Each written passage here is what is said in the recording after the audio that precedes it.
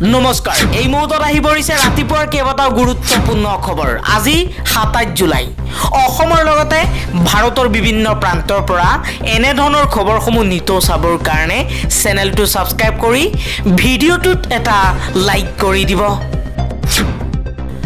এই মুহূৰ্তত জনাই যোৱা গুৰুত্বপূৰ্ণ খবৰ অসমৰ মানচিত্ৰৰ পৰা শেষ কৰিব নোৱাৰিব মুছলমানক হিমন্ত বিশ্ব শৰ্মাৰ সমানে অসমত অধিকাৰ আছে মুছলমানৰ মুখ্যমন্ত্ৰী হিমন্ত বিশ্ব শৰ্মাক চ্যালেঞ্জ কৰি এই মন্তব্য কৰিছে আমচুৰ সভাপতি ৰেজাউল কৰিম চৰকাৰে কৈছে যে হিমন্ত বিশ্ব শৰ্মাই যদি চেষ্টা কৰে মুছলমানক নিশেষ কৰিব তেতিয়া হলে নিজেই নিশেষ হৈ যাব হিমন্ত বিশ্ব শৰ্মাৰ যিমান অধিকাৰ আছে এইখন অসমত সংখ্যালঘু মুছলমান লোকৰো একেই সমান অধিকাৰ আছে এই অসমত পৰৱৰ্তী খবৰ উচ্ছেদিত লোকৰ পক্ষত এইবাৰ থিয় হৈছে গৌৰৱ গগৈ সন্দেহজনক নহয় উচ্ছেদিতক ভাৰতীয় অসমীয়া আখ্যা দিলে সাংসদ গৌৰৱ গগৈয়ে কৈছে উচ্ছেদত কিমান বাংলাদেশী পালে আৰু কিমান ভাৰতীয় নাগৰিক পালে সেই কথা চৰকাৰে স্পষ্ট কৰক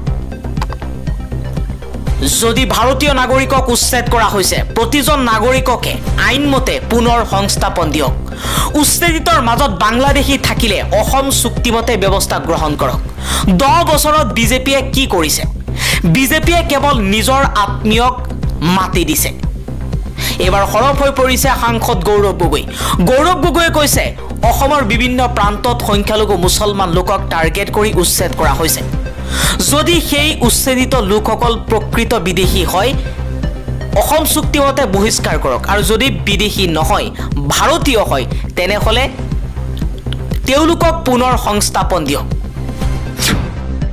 আন এটা খবৰ ধৰ্ম ভাষাৰ ভিত্তিত অসমৰ ৰাজ্যক ভাগ কৰিব বিচাৰিছে বিজেপি চৰকাৰে বাংলাভাষীসকলক ৰাজ্যৰ মুখ্যমন্ত্ৰীজনে বাংলাদেশী বুলি অভিহিত কৰিছে ইয়া অতি গৰ্হিত কাম উৰিয়াম ঘাটৰ তামুলৰ বাৰী পুঁজিপতিৰ স্বাৰ্থত ৰাখি থোৱা হৈছে উচ্ছেদ আৰু বিজেপি চৰকাৰ সন্দৰ্ভত বিৰোধী দলপতি দেৱব্ৰত শইকীয়াৰ এই মন্তব্য দেৱব্ৰত শইকীয়াই কৈছে উৰিয়াম ঘাটত যিমানবোৰ মানুহক উচ্ছেদ কৰা হৈছে সেই মানুহৰ তামুল বাৰীত বুলডোজাৰ লগোৱা নাই পৰৱৰ্তী খবৰ অসমৰ কাৰণে কংগ্ৰেছ অভিশাপ কংগ্ৰেছৰ খিলঞ্জীয়া বিৰোধী গভীৰ ষড়যন্ত্ৰ তেওঁলোকৰ বক্তব্যত প্ৰকাশ পাইছে ধৰ্ম সম্প্ৰদায়ৰ ভিত্তিত উচ্ছেদ কৰা নাই আমি উচ্ছেদ কৰিছো অবৈধ বেদখলকাৰীকে কংগ্ৰেছে মাথো ভোট বেংক সুৰক্ষিত কৰিব বিচাৰিছে উচ্ছেদ আৰু কংগ্ৰেছ সন্দৰ্ভত ৰাজ্যিক বিজেপিৰ সভাপতি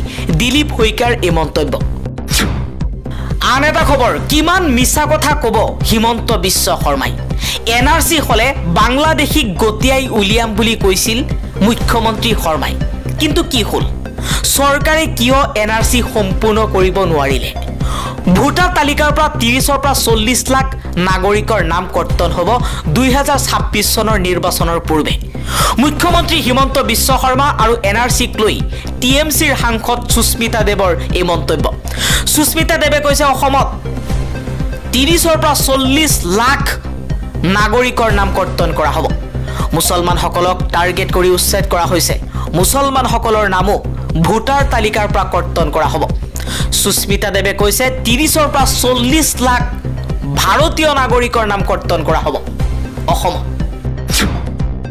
পৰৱৰ্তী খবৰ বেদখলকাৰীৰ বিৰুদ্ধে গাঁৱে গাঁৱে চলিব ধাৰাবাহিক অভিযান অবৈধ বেদখলকাৰীৰ বিৰুদ্ধে কঠোৰ হৈছে চৰকাৰ প্ৰশাসন চৰকাৰী ভূমি দখল কৰা বেদখলকাৰীৰ নিস্তাৰ নাই সংবাদ মেলযোগে বেদখলকাৰীৰ বিৰুদ্ধে হৰফ হৈ এই মন্তব্য কৰিছে মন্ত্ৰী কেশৱ মহন্তই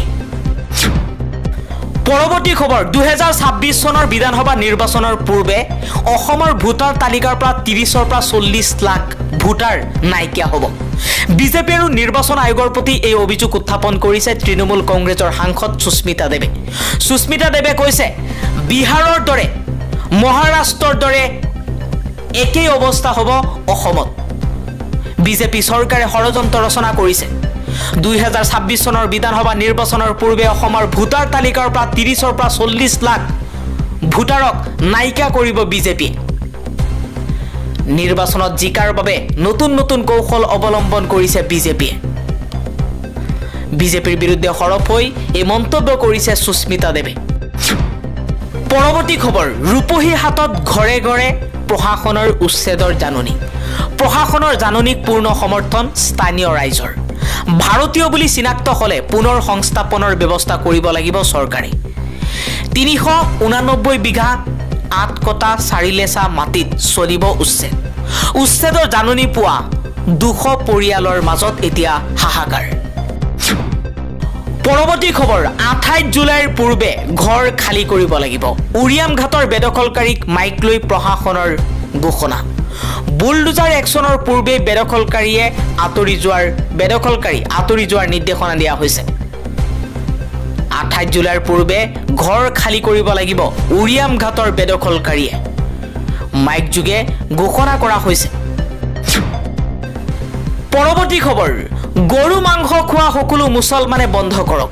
গৰুৰ সৈতে মুছলমান মানুহৰ কোনো সম্পৰ্ক নাৰাখিলেই ভাল। গৰুৰ মাংস খালে বেমাৰহে হ'ব। গৰুৰ মাংস খোৱা অসমৰ মুছলমানে বন্ধ কৰিব লাগে। হিমন্ত বিশ্ব শৰ্মাই যিটো ভাল পাইছে সেয়া আমিও আদৰণি জনাইছোঁ। আমছুৰ লগতে নেমছুৰ সভাপতি বদৰুল ইছলামেও এই মন্তব্য কৰিছে। আমছুৰ বহু নেতাই গৰু সৰবৰাহত বাধা দিছে। গৰু মুছলমানে নাখালে মুছলমান নমৰে, কিন্তু শিক্ষা পাব গৰু ৰখীয়াসকল। বদৰুল ইছলামে কৈছে গৰু মাংস খোৱা সকলো মুছলমানে বন্ধ কৰি দিয়ক। গৰুৰ মাংস নাখালে আমি নমৰো, কিন্তু শিক্ষা দিব লাগিব হিমন্ত বিশ্ব শৰ্মাক। পৰৱৰ্তী খবৰ, আছুৰ সভাপতি উৎপল শৰ্মাক উভতি ধৰিছে বনি কুমাৰ দেৱ শৰ্মাই। আছুৰ সভাপতি উৎপল শৰ্মাই কৈছিল ভূমিহীন হ'ল বুলিয়েই য'তে ত'তেই যেনেকৈ মন যাব তাতেই মাটি দখল কৰি থাকিব নোৱাৰিব। ইয়াক কেতিয়াও গ্ৰহণযোগ্য নহয়। উৎপল শৰ্মাক উভতি ধৰি বাণী কুমাৰ দেৱ শৰ্মাই কৈছে, হয় সেই কথাত কাৰো দ্বিমত নাই। পিছে ইমান দিনে কথাটো গমেই পোৱা নাছিল নেকি?